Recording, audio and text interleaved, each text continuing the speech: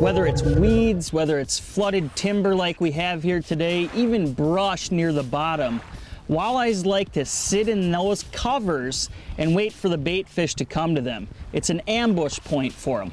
But the age-old question has always been, how do I fish for those walleyes that are sitting in that cover? It's always really snaggy. You're not sure if you should be pitching jigs or exactly what you should be doing to get to those fish.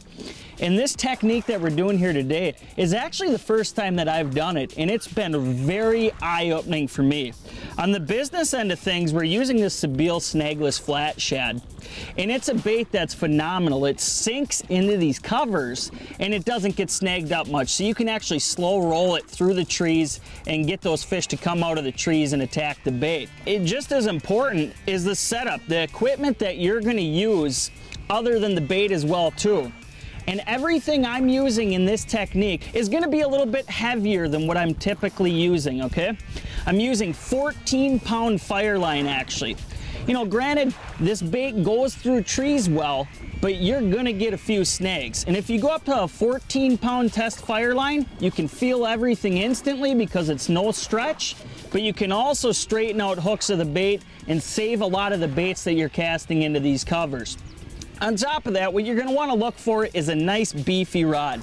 This is a 7-foot Walleye Angler Signature Series rod from Bass Pro, actually made specifically for casting cranks.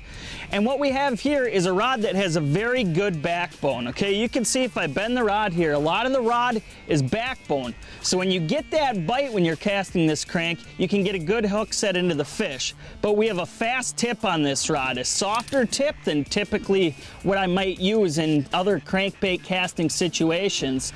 And that's so when you get that fish, that it comes out of the cover and it attacks that bait, you have a little bit of give when you're fighting that fish to the boat.